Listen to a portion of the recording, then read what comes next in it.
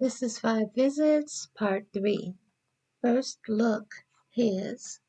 The professor explained, today we're going to review your assignment to provide a counseling session to one of your fellow students. Remember that this is mandatory for all of you. However, we appreciate those of you who volunteer and will throw out your lowest test score. So watch carefully because we're going to critique your skills later.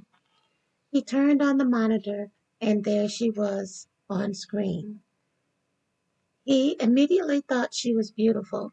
Her skin was the color of cinnamon. She had large, liquid-like eyes and lips that were full and well-shaped, and the way she spoke was magnetic. He wondered how someone who looked like her could have marital problems. The interviewer asked what was her major concern. He looked and he listened. I'm having some problems in my marriage. Well, actually, we're divorcing. Her voice was soft and measured. Her posture was relatively straight, and she seemed gentle and proud, not arrogant, but almost regal. He says I'm too quiet, and he gets mad at me if if I even speak to another guy, and then he won't speak to me. The thing is, sometimes I'm really glad when he doesn't. The interviewer interrupted. Well, do you agree with that assessment? From that point on, she didn't mention her ex most, but spoke more about social anxiety and selective mutism. He thought that she would be easy to get to know. He wondered if he would ever see her in class or in the hallways or something. He wondered if she would reconcile with her husband. He felt strangely drawn to her. First look, his. The classroom was large, square, and bland. All the classrooms were similar. All were painted a mixture of beige and tan, and she liked it. Not being distracted by the room's details was a great advantage to her.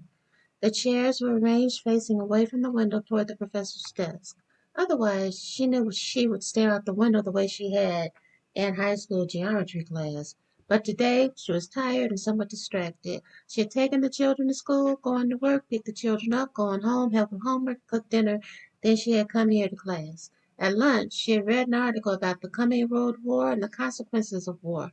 She had thought of the end of the world, and she reasoned, what was the point of education if the world was ending?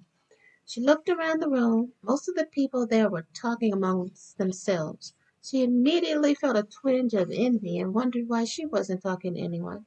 She had sat at the farthest from the door in the back row where she could see everyone. It was always important to her to sit where she could see everyone and to be very conscious of all possible exits. She heard a noise at the door. It sounded as if someone had dropped a heavy book.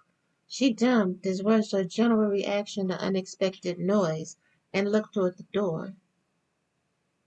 Whoa, who is that? Involuntarily, she said it out loud as though there was someone sitting with her. That was her first glance of him. Back to the dressing room setting. Did that answer your question? She asked. How does your knowing this change anything? This answer, that this question was in response to him asking if she had sang about him. He answered, I'm totally confused. You left me high and dry. Now, years later, you're saying it was because you love me. How is that love? Love is sticking around even when it hurts, even when you're afraid. It's also about protecting the ones you love, she said. You're not innocent. You threw me away like a crumpled sheet of paper. He ignored the paper reference and continued, well, how did you protect me by abandoning me? He stood and turned toward the door. How did I abandon you? I hardly knew you, she thought. But she said, why do you think everything is about you? Seeing that he was facing the door, she continued, well, is your wife calling you? She reasoned to herself that this was a weird, maybe even inappropriate conversation to be having with someone you hadn't spoken to in years. And yet, she thought, we're speaking to each other as though time hasn't passed. And she felt in some sense that they were still in that school hallway in an awkward embrace. He turned and looked at her momentarily. He then silently walked to the door, opened it, and walked out. She held her hands in her she held her head in her hands and cried, and then stopped herself. She went to her bathroom, showered, and went to sleep. You were supposed to ride my wave high, catching stars in the velvet night sky. It was whispered in the looks you gave, but now I'm stranded on dreams I can't save. You were supposed to be with me. It was a deal that was implied, you see. Even though words never anchor tight, by omissions hand you straight up like high.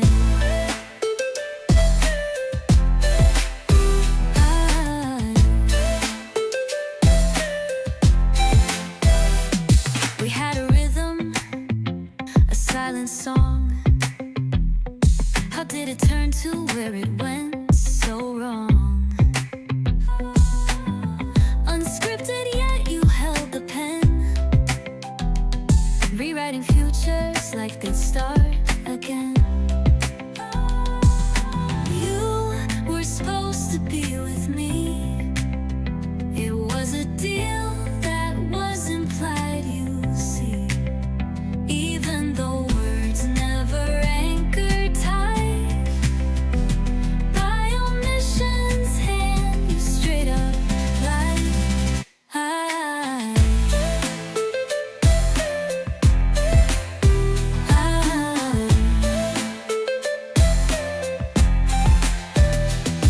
The echoes of promises you didn't say haunt me like shadows at the break of day.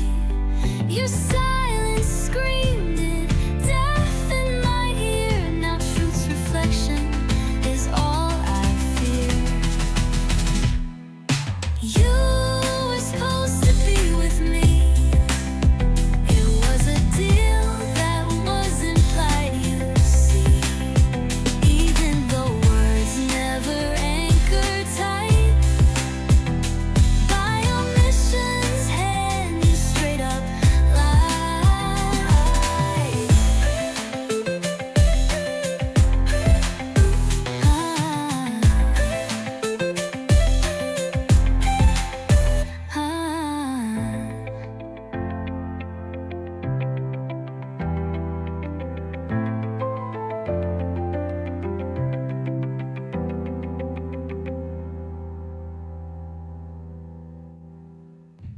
First meeting hers continued. She looked at him standing in the doorway with the professors.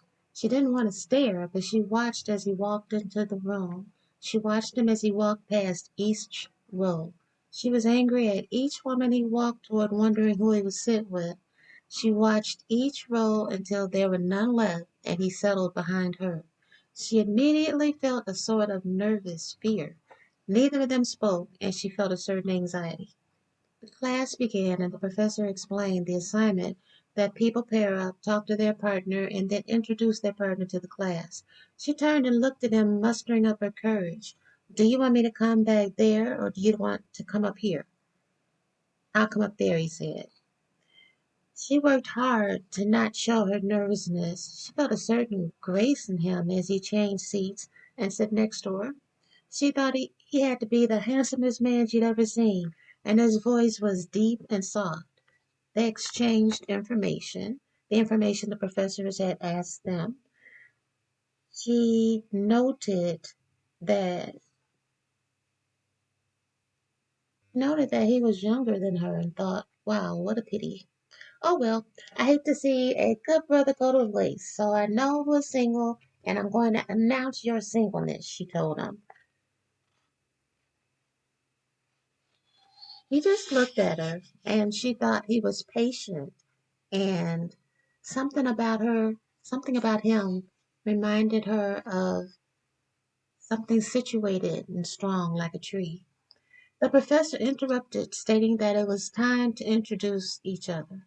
She introduced him and put special emphasis on his being single. When the class was instructed to come to the front, she followed him. After her relaxed and even bold talk to him, she followed his lead almost as though she was hiding. She immediately stopped talking when the conversation involved the entire class. She shone her emotional spotlight on him. He liked it. He felt like a protector. She felt protected. Her childhood. It was breakfast and the family, that is, her mother and five siblings and a sister in law gathered around the table.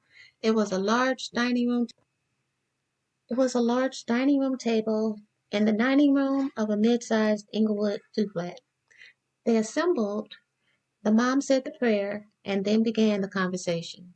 You know what she did yesterday? She said, addressing all at the table. The people next door keep throwing their garbage over the fence. I heard her out there screaming, Stop throwing your garbage over here. Then she picked up some of it and threw it back over there. Didn't you? She nodded affirmatively. She nodded affirmatively. She can be so low class sometimes, her mother continued. Everyone looked at her. She hated being the center of attention because it almost never seemed to happen because of anything positive she had done. She remembered how her father had publicly told the police she wasn't his child. She remembered wondering whose child she was. All eyes were on her, and no one came to her rescue. She knew that the spotlight had never been good for her. She learned to never seek the spotlight. So she clung to backs of rooms, darker areas, and silence. She had followed him to the front of the classroom on their first meeting, happy to not have to face the group alone. Setting, he with a friend. I don't know, man. I thought she liked me. Then she kinda tried to pimp me to the groove. I don't know what to think of that.